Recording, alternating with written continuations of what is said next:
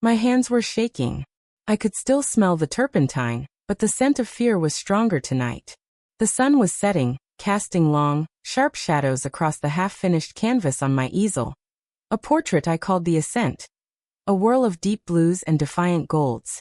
It was a beautiful, light-filled space, this tiny, worn studio apartment that was both my home and my sanctuary. And then the thud. The sound of the official red-stamped envelope hitting the worn wooden floor was the loudest sound I'd heard all year. I didn't need to open it to know what it was. Eviction. The date on the notice was 2 weeks away. 2 weeks to pack up 10 years of deferred dreams and 2 lifetimes of belongings. Mine and Lily's. This wasn't just a physical space. It was the last anchor I had for my daughter. The only place where Elara the artist still existed. Every night, I had the same nightmare.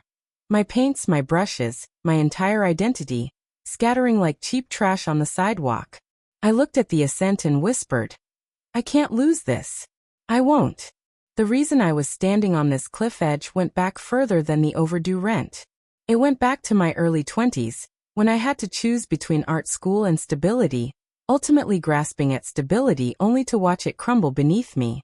Leaving Lily's father, Marcus, was the bravest thing I'd ever done, but it left me scraping by with non-stop, minimum wage shifts. My primary internal battle was the crushing guilt of identity. A constant voice telling me I was selfish for wanting a career in art when I should prioritize a safe, boring, high-paying administrative job for Lily. Every brushstroke felt like a theft from her future. I remember the smell of cheap canvas clinging to my clothes, the constant ache in my back after a double shift, and the sweet, heavy weight of Lily sleeping on my chest, which was the only thing that felt real. I had nothing but my resilience, and lately, even that felt exhausted.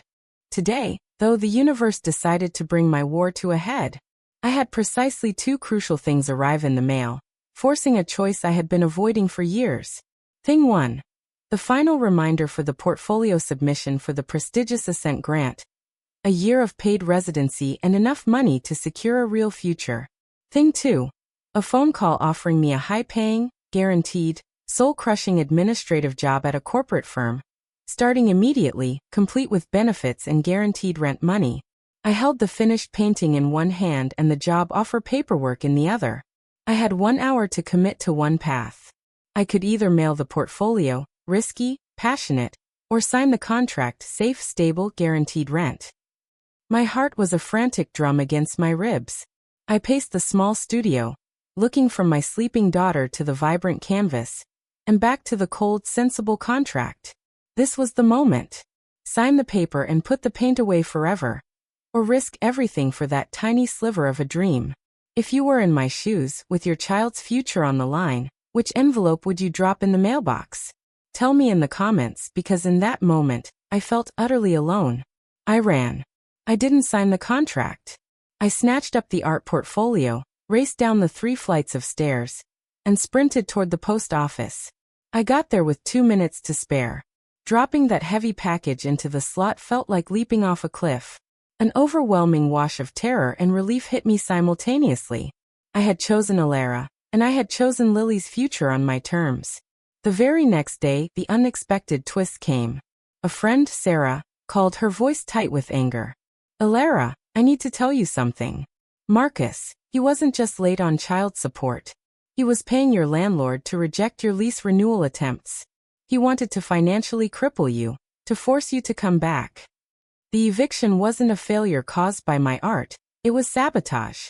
It wasn't the market, or my lack of skill that had brought me down. It was a deliberate external attack designed to force me into dependence.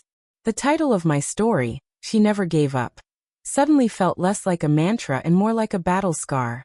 My resilience was the only thing standing between me and being consumed. A week later, I got the second letter. I tore it open slowly this time, anticipating another blow. But this time it was different. I had won. The Ascent grant. Not just money, but a year-long, rent-free residency. I closed my eyes and let the tears flow. Not tears of fear, but of absolute, unshakable triumph. My first act was to call Marcus. I didn't yell.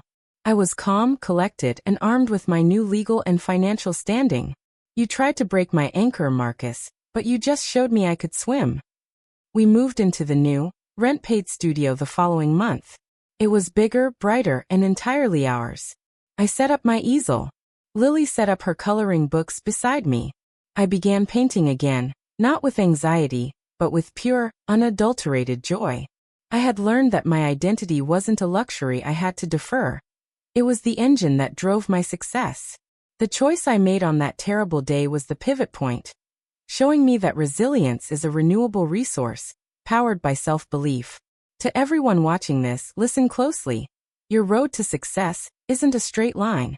It's the moment-to-moment decision to keep walking, even when someone is trying to trip you, or when that little voice in your head tells you that you are selfish for daring to dream. The biggest struggle I faced was believing I deserved to pursue my passion. Success isn't the prize. Success is the choice to remain authentically yourself, regardless of the eviction notices life throws at you.